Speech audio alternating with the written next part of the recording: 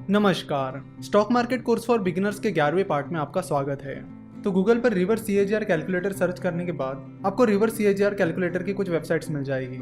जैसे कि हम यहाँ पर क्लिक कर रहे हैं cagrcalculator.net। यहाँ पर 2-3 चीज़ें आपसे पूछी जाएगी कि स्टार्टिंग वैल्यू यानी इनिशियल इन्वेस्टमेंट कितनी है, उस पर कितना सीएजीआर मिला है, नंबर ऑफ पीरियड क्या है, और बाद में हम उसकी फ्यूचर वैल्यू कैलकुलेट करेंगे। चलो तो आपको बता दूं कि हम यहाँ पर क्या कर रहे हैं।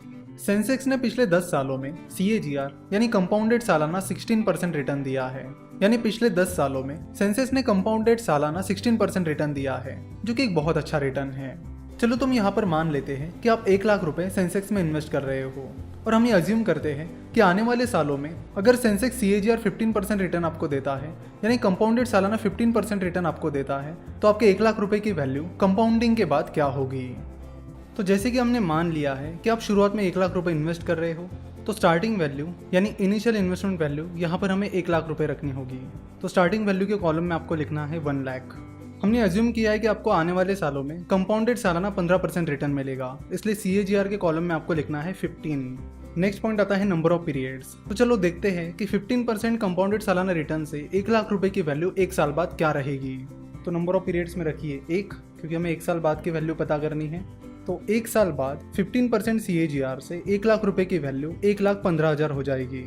यानी 1 साल बाद 1 लाख रुपए की इन्वेस्टमेंट पर आपको 15,000 रुपए रिटर्न मिलेगा। चलो तो अब देखते हैं कि 2 साल बाद उस 1 लाख रुपए की वैल्यू क्या रहेगी। तो स्टार्टिंग वैल्यू में आपको फिर से पुट करना है 1 लाख रुपीज़, सीएजीआर में लिखना है 15% और नंबर ऑफ पीरियड्स में लिखना है 2, क्योंकि हम यहाँ पर चेक कर रहे हैं कि 2 साल बाद 15% सीएजीआर से 1 लाख रुपए की वैल्यू क्या रहेगी।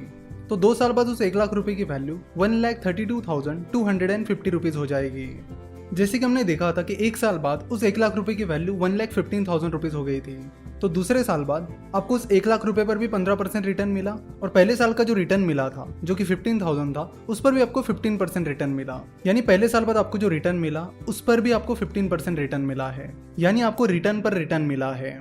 तो कंपाउंडिंग की वजह से आपको 2,250 रुपीज़ एक्स्ट्रा रिटर्न मिला है। तो 2 साल बाद आपको टोटल 32,250 रुपीज़ रिटर्न मिला है। तो तीसरे साल बाद की फ्यूचर वैल्यू जब आप निकालोगे तो आपको 1 लाख रुपीज़ पर भी 15% रिटर्न मिलेगा, और 2 साल बाद ये जो रिटर्न मिला है 32,250 रुपीज़, इस पर भी 15% रिटर्न मिलेगा। और इसी तरह कंपाउंडिंग काम करता है, यानी रिटर्न पर रिटर्न। यानी पहले आप जो पैसा इन्वेस्ट करते हो उसका रिटर्न भी आपको मिलता है, और इनिशियल अमाउंट पर ये जो रिटर्न मिला है उस रिटर्न पर भी आपको रिटर्न मिलता है, और यही कंपाउंडिंग की ब्यूटी है। तो इसी तरह आप आने वाले सालों की फ्यूचर वैल्यू निकालोगे तो 28 साल बाद आपके 1 लाख रुपए की इनिशियल इन्वेस्टमेंट 50 लाख हो जाएगी। यानी आपके 1 लाख रुपए की इन्वेस्टमेंट 15% सीएजीआर रिटर्न से 28 साल बाद 50 लाख रुपए हो जाएगी। यानी आपकी इनिशियल इन्वेस्टमेंट 15% सीएजीआर रिटर्न से 28 साल में 50 गुना बढ़ गई है। इसी तरह आप 28 साल के बाद भी आपके 1 लाख रुपए की इनिशियल इन्वेस्टमेंट की फ्यूचर वैल्यू निकालोगे तो आपको पता चलेगा कि 33 ईयर्स बाद आपके 1 लाख रुपए की इन्वेस्टमेंट 1 करोड़ हो जाएगी। यानी 1 लाख रुपए की इन्वेस्टमेंट 50 लाख होने में आपको 28 साल लगे, और उसके बाद और 50 लाख रुपए जुड़ने में सिर्फ 5 साल लगे। यानी 1 लाख रुपए के 50 लाख रुपए होने में 28 साल लगे, और 1 लाख रुपए के 1 करोड़ रुपए बनने में 33 साल लगे।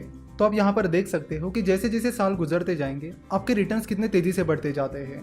तो इसे कहते हैं कंपाउंडिंग की पावर, और कंपाउंडिंग तभी काम करती है जब आपके इन्वेस्टमेंट लॉन्ग टर्म हो। तो हमने यहाँ पर देखा कि 1 लाख रुपए की इन्वेस्टमेंट 15% सीएजीआर से कैसे बढ़ती है। तो ये 1 लाख रुपए की इन्वेस्टमेंट तो वन टाइम इन्वेस्टमेंट थी। अगर यही 1 लाख रुपए की इन्वेस्टमेंट हर साल की जाती, यानी हर साल 1 लाख रुपए इन्वेस्ट किए जाते, तो उसकी एक बहुत ही बड़ी टोटल अमाउंट निकल कर आती।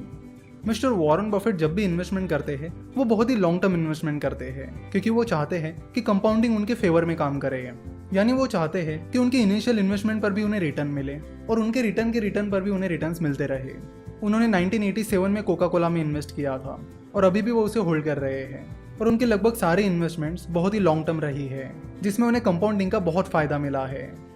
हम चाहते थे कि स्टॉक मार्केट इन्वेस्टमेंट शुरू करने से पहले आपको कंपाउंडिंग के बारे में पता चले, ताकि आप इसका यूज़ अपने फेवर में कर सके, और इसीलिए हमने काफ़ी ज़्यादा फोकस देकर ये टॉपिक यहाँ पर कवर किया है। आशा करता हूँ कि आपको ये लेक्चर पसंद आया होगा। स्टॉक मार्केट के बारे में और जानकारी के लिए आप हमारी वेबसाइट www.finnovations.com विजिट कर सकते हो। हमसे जुड़े रहने के लिए आप ज़रूर हमारे फेसबुक, ट्विटर और इंस्टाग्राम पेज को फॉलो कीजिए। हमसे जुड़े रहने के लिए आपका बहुत बहुत धन्यवाद।